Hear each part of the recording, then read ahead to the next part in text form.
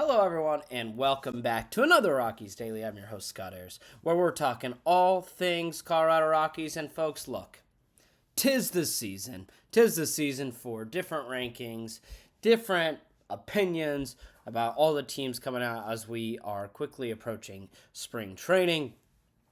Bleacher Report comes out with their team power rankings where they have the Rockies in dead last. Reuters comes out with another about starting pitching where the Rockies are rated as the worst starting rotation. So for the Colorado Rockies, what does this actually mean, right? Because at the end of the day, these are just power rankings that don't actually hold anything other than the expectation for this team is to be the worst in baseball again this year. And this will lead into our second segment because that's where the main focus of today's show will be. But for the Rockies, I think really one of the biggest goals this season is one, how do you not be the worst team in baseball? How do you prevent from being a baseball team that loses 100 games? Those are small stepping stones, I think, for this team, just in order to have a little life and give the fans a little life. And look, there's going to be a probably strong expectation across the board that this team is going to struggle. And it makes sense why the rotation doesn't have a lot of belief. But I do think this rotation is going to be better than what we saw last year. Obviously, you signed Michael Lorenzen, which is huge. And kind of, we'll just go straight into segment number 2. But kind of one of the more interesting things, and something we talked about yesterday, was Alan Leichman and what he's able to do as a pitching coach. And we got some interesting quotes from Rockies Fest, a kind of a fan fest. We got some Q&A from players. And Kyle Freeland, one of his quotes was that this new coaching staff is a breath of fresh air, which is really important, and talked about how they are thinking outside the box in their approach to tackling Coors Field. And I think that's one of the important things for this team moving forward and moving into the new season is something that Hunter Goodman mentioned is it can't happen again, and it lights a fire under you. And those are important kind of things to hear from your younger players, but just your players in general, is the fact that you can't replicate what just happened in 2025.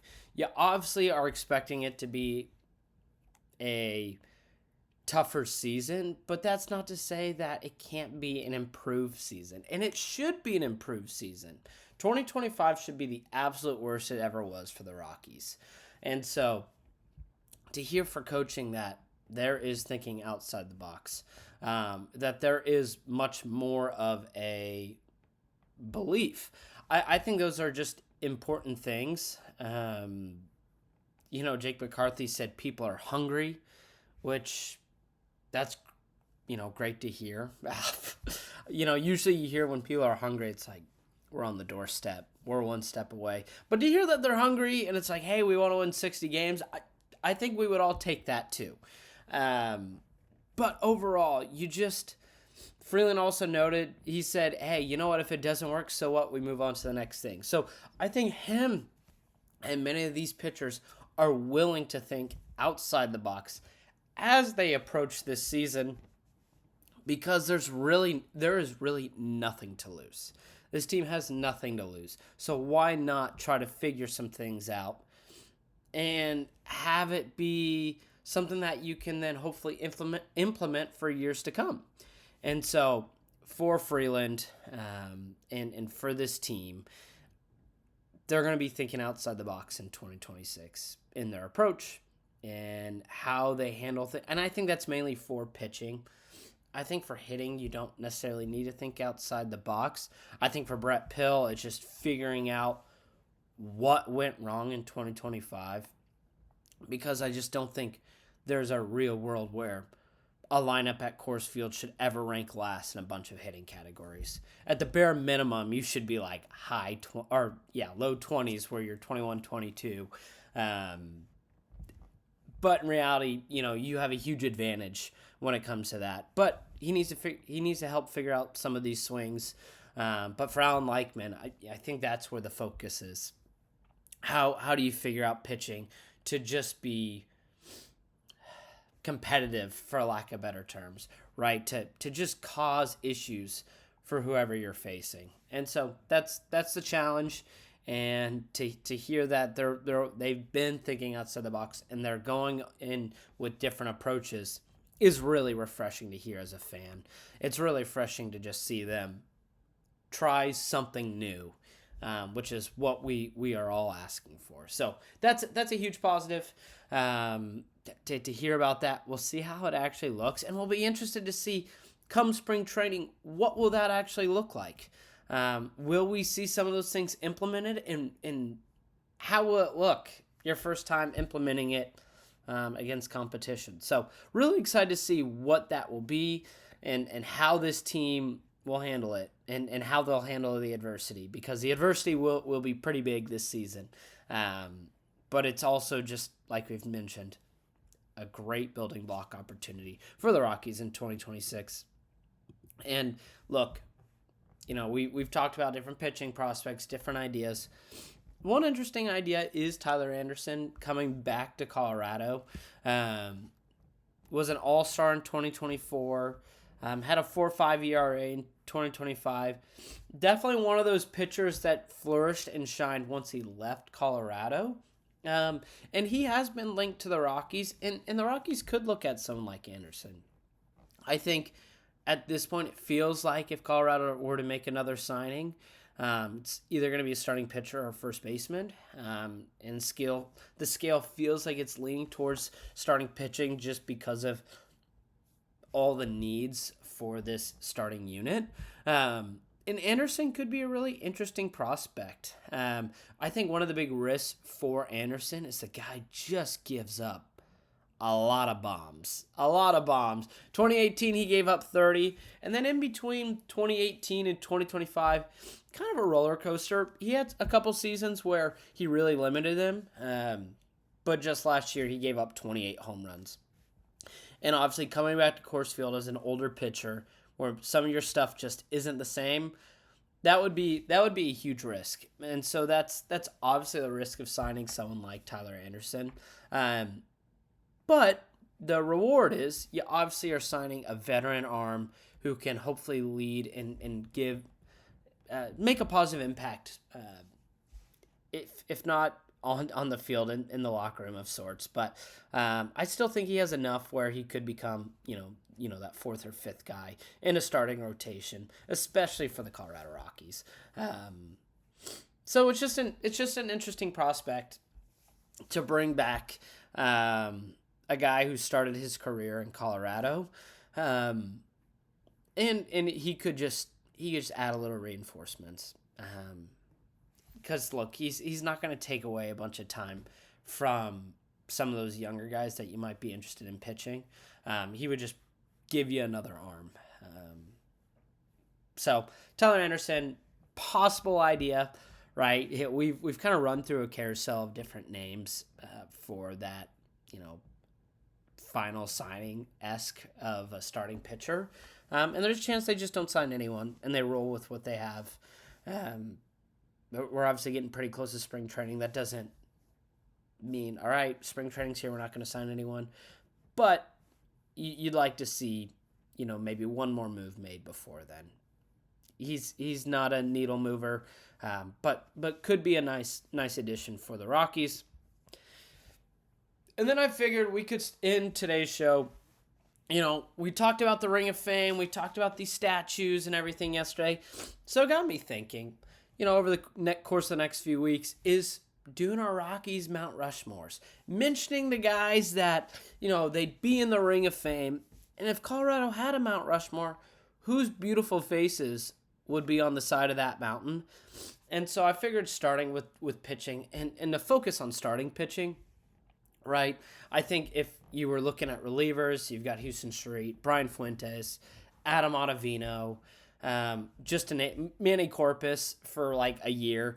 But this is more of a focus on starting pitching.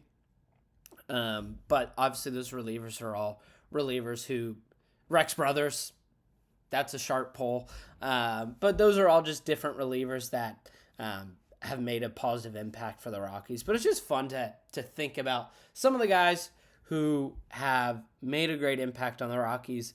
Obviously, a Rockies starting pitching Mount Rushmore is going to look different than a lot of organizations. But the Rockies have had some really great pitchers. And so if you're watching this video and you've gotten to this point, I'd love to get your thoughts, who you would think would be on that Rockies Mount Rushmore. For me, there's two guys that I think are locks. That's Ubaldo Jimenez and Jorge De La Rosa. De La Rosa being the all-time winningest Rockies pitcher. His style would not work in baseball today, mainly because in between each pitch, it felt like he took about 2 whole minutes between pitch, figuring out what's coming next, and then delivery of the next pitch. Just long, methodical games for De La Rosa, but absolutely would deserve that nod. And then obviously Ubaldo Jimenez. We've talked about him, one of the few guys who's had more success in Colorado than wherever he went after. But he obviously gave us that really memorable year in 2008. And obviously he has all that stuff with Tulo. He gets dealt, but he's an absolute no-doubter. So you've got 2 guys already. 2 spots left. Who do you have it between? And the guys that I have it between are Aaron Cook, Kyle Freeland, Jeff Francis, Jason Jennings. Those are 4 names. I think Pedro Estacio, if the Humidor exists for him, his numbers probably look a lot better at Coors Field. He was a strikeout machine. The problem is before the Humidor, it was just, you were just hitting off a tee essentially. But because of that, I think between Jennings, Freeland, Cook, and Francis, Kyle Freeland's really interesting. Just because he has the best season in Rockies history. And he has had some extremely memorable moments. I think the nostalgia behind Cook and Francis and Jennings are all really strong and really present. Jeff Francis is interesting because he was never extremely dominant, but he got the job done. And he is the guy that started that first game in the World Series, which I think just holds a special note in my heart. Jason Jennings just hit bombs, but was also, a really solid pitcher. Had a 3.5 ERA in 2006. And Aaron Cook, who was an All-Star in 2008, second most wins with 72 wins for the Rockies. So when you try to narrow it down to these 3 guys, you think it'd be an easy decision, or these 4 guys, I should say. I would probably give the nod to Aaron Cook, and then it would be between Jeff Francis and Kyle Freeland. And I think I would want to see how Freeland's career ends. I think a lot of people would probably give him the nod. But I think maybe it's just the nostalgia talking. I'd probably put Jeff Francis in that 4th spot over Kyle Freeland. Which, again, it's like maybe you build a fifth face and you put Freeland in instead. Just because Freeland obviously had that historic season. He had that great game against the Cubs in the wild card game, and has had success at Coors Field. But I think I'm going to give the nod to Jeff Francis.